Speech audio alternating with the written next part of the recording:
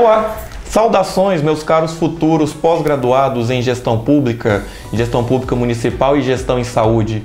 Então agora começamos o primeiro módulo de 2 módulos existentes da disciplina Estado, Governo e Mercado.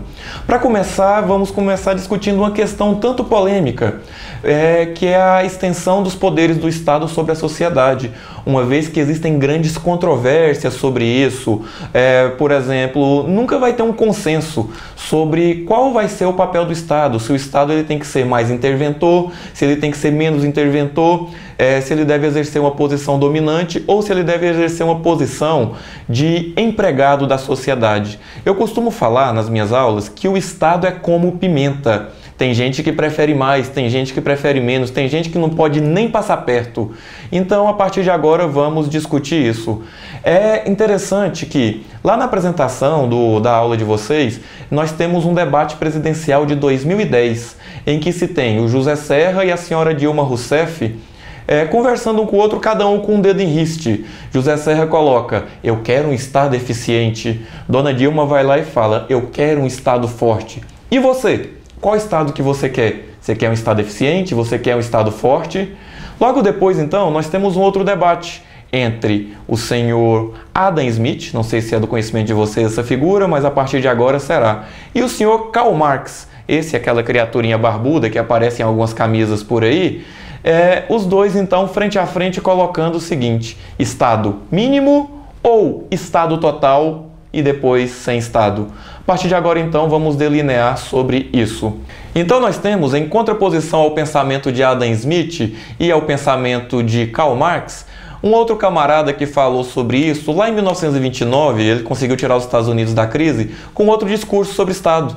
Ele falou simplesmente, vocês estão todos errados. O correto não é um Estado mínimo, o correto não é um Estado máximo, o correto é um Estado interventor quando necessário, realizando investimentos e combatendo a crise. Por quê? Porque o mercado, toda vez, ele vai tender a se devorar, a se predar. Então o Keynes ele vem com essa questão alternativa.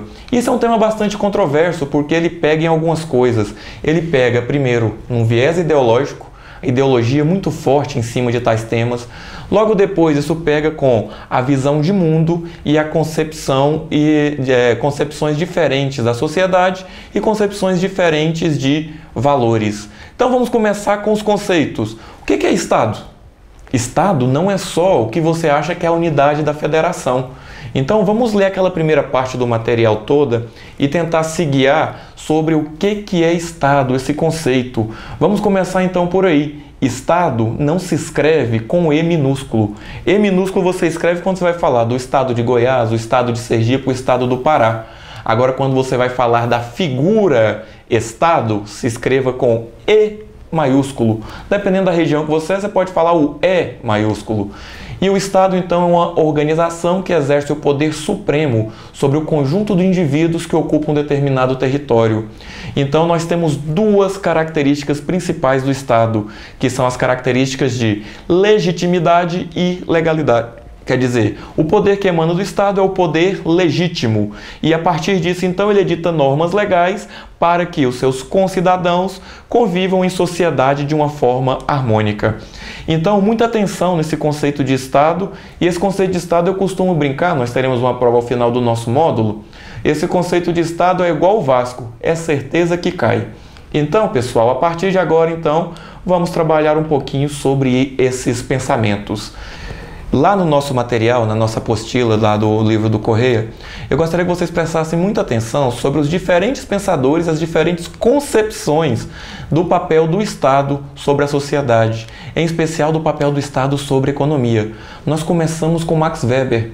O Max Weber ele coloca o Estado como monopólio do exercício da força na sociedade. Mas quando a gente fala exercer força, por exemplo, uma milícia pode ir lá e exercer força. Peguemos o exemplo agora do Rio de Janeiro, em que milícias exercem força sobre a sociedade, só que o que diferencia uma milícia do Estado? O Estado ele tem algo para exercer essa força que a milícia, o traficante ou qualquer outro ali no Rio de Janeiro, em qualquer lugar que seja, não tem. O Estado, ele tem a legitimidade, o poder legítimo. Então, vamos prestar bastante atenção nesse conceito do Weber. O Estado, então, ele influencia a sociedade por ter essa legitimidade, poder legítimo da força sobre a sociedade. É importante salientar que a nossa concepção de Estado moderno, ele vem da concepção weberiana. Então, toda a teoria burocrática, tudo que vocês vão estudar ainda em outros modos dessa pós-graduação, vem dessa concepção weberiana.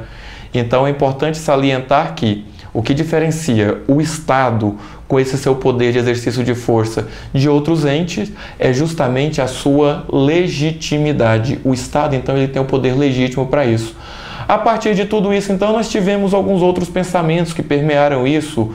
Por exemplo, o Norberto Bobbio é um filósofo italiano que ele fala que o Estado ele tem alguns poderes, dentre eles a universalidade, que é o poder de criar decisões em nome da coletividade. Por exemplo, quando decidiu-se passar uma estrada a 20 quilômetros da sua casa e não poderia ser a 2, porque o Estado decidiu, em nome da coletividade de você, do seu vizinho, da sua prima que mora lá longe, que era melhor passar a 20 quilômetros da sua casa. Então, quando o Estado decide isso, ele exerce o seu poder. E a inclusividade, que é quando o Estado resolve, por exemplo, que a educação básica ela é prioridade, ela é obrigatória, porém a educação superior não é. Felizmente, você está fazendo uma pós-graduação gratuita, oferecida, bancada pelo Estado. Isso não é uma obrigação do Estado, mas o Estado, então, ele resolveu que, para melhorar a gestão pública, ofereceremos pós-graduação, então, na área de gestão pública de forma gratuita. Então, a inclusividade é quando o Estado decide onde intervir, em que áreas intervir. Montesquieu é um filósofo francês que viveu entre 1689 e 1755.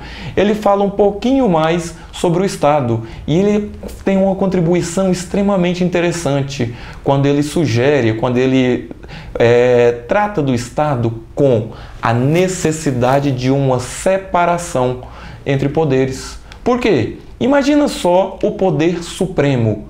Um rei absolutista, o cara que manda fazer, executa e fiscaliza o que ele mandou fazer e executou. Esse cara tem um poder supremo. Isso era o poder até aí a Revolução Francesa, a democratização da maioria dos estados. Então Montesquieu, ele é o pai da separação dos poderes, em que na concepção do Estado moderno, então, nós seguimos as premissas dadas por ele, que coloca o Estado com 3 funções fundamentais: a função legislativa, a função executiva e a função judiciária. Pessoal, vamos dar uma olhadinha lá no livro, qual é o papel dessas 3 funções na composição do Estado moderno, uma vez que todo o nosso arcabouço legal, todo o nosso arcabouço constitucional repousa sobre as 3 funções do Estado: legislativa, executiva e judiciária. Não se esqueça que na democracia todo o poder emana do povo.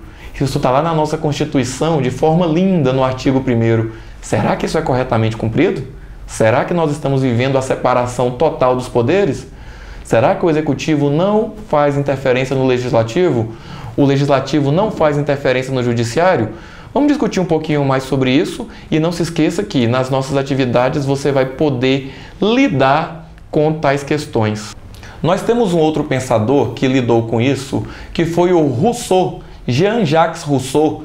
É interessante até aqui colocar uma anedota. Dizem que o nome do Renato Russo, era Renato Manfredini Júnior. É Renato Russo porque ele lia muito Jean-Jacques Rousseau. No pensamento de Jean-Jacques Rousseau, nós temos o legislativo como poder central.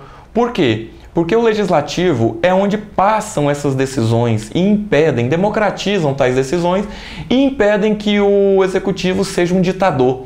E o judiciário para fazer o quê? Para fazer a mediação disso. Então, o executivo, então, ele propõe leis, ele tenta fazer executar leis e tudo. Porém, quem vai aprovar essas leis é o Poder Legislativo. E quem vai fiscalizar, mediar o correto cumprimento dessas leis é o Poder Judiciário. Em tempos de STF, em tempos de Lava Jato, você acha que isso está sendo cumprido?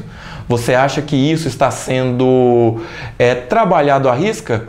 Então, fica para você essa meditação. Vamos continuando então, a gente sabe que temos pouco tempo aqui para essa aula, mas essa aula você vai estendê-la lendo o seu livro e trabalhando nas atividades. Então eu peço para vocês um pouco de atenção nas atividades e aí a partir de agora nós entramos no papel do governo. O governo então é o quê? É algo que por meio de um aparato coercitivo garante o cumprimento das decisões dos outros poderes e executa as ações políticas do Estado. Então o governo não é somente um cara que está lá no poder, ele é o executor daquilo, e um governo ele se compõe da junção dos poderes executivo, legislativo e judiciário. O governo então, mais recentemente, nós temos um termo bastante interessante, que lá no nosso livro ele está explodido, tem uma janelinha do lado direito lá que você vai poder ver melhor, que ele trata do governo na questão de governança. Governança nada mais é do que a capacidade do executivo unir os outros poderes em prol da governabilidade. Lá então você, por favor, estude um pouquinho sobre as formas de governo. Não dá para a gente explodir esse tema aqui, mas você tem meios para isso. As principais formas de governo então que nós temos é a forma de governo presidencialista e a forma de governo parlamentarista. No Brasil, nós temos então um governo presidencialista, sendo que nos últimos tempos o parlamentarismo tem urgido aí com tanta influência do poder legislativo sobre o poder executivo. O governo, então, a força dele depende da capacidade de identificar as necessidades e os anseios da sociedade e transformar em políticas públicas. Então, toda vez que o governo ele começa a não captar esses anseios da sociedade de forma correta, o governo ele tem tendência a cair. Recentemente nós tivemos no Brasil um processo de impeachment bastante conturbado, bastante polêmico. Uns falam que é golpe, outros falam que não é golpe porque está na Constituição. Não vamos entrar nesse mérito, eu peço respeito inclusive aos colegas que forem lidar com tais questões, mas reparou-se que o governo então ele não teve capacidade de identificar e interpretar esses anseios. Por isso o governo caiu. O governo de agora, do senhor presidente Michel Temer, tem verificado questões parecidas e tem balançado. Por quê? Por não conseguir unir tudo isso em torno de uma governança, que é a coordenação das ações e dos agentes não governamentais para atingir o resultado do interesse público. O último conceito, então, para você fixar e para não esquecer nunca mais, porque enquanto gestor público você vai ter que trabalhar com isso, é o conceito de mercado. O mercado, então, é o quê? Puramente o sistema de trocas, o sistema do qual participam agentes e instituições interessados em vender ou comprar um bem ou prestar um serviço. Então, a partir de agora, você tem na sua cabeça o conceito de governo, o conceito de Estado e o conceito de mercado. Muitas vezes, o mercado, para tentar lidar com as suas questões e obter algo que quase ninguém gosta, né? Lucro, ele tenta corromper o governo e tenta fazer do Estado um operador dos seus interesses. É interessante que nos casos recentes de corrupção que nós vimos no Brasil, nós vimos então relações promíscuas entre governo e mercado que utiliza da estrutura do Estado para realizar essa promiscuidade. A relação então entre Estado e mercado então de fato estabelece as relações entre Estado e sociedade. E a teoria econômica clássica então introduz essa questão do mercado. Eu gostaria que vocês lessem a partir de agora então tudo sobre Adam Smith e como ele colocava. Adam Smith foi um economista britânico cuja a carinha dele está lá na nota de 20 libras. Quer dizer, a rainha tirou sua cara da nota de 20 libras para deixar do Adam Smith, tal qual foi a sua importância na conceituação do mercado.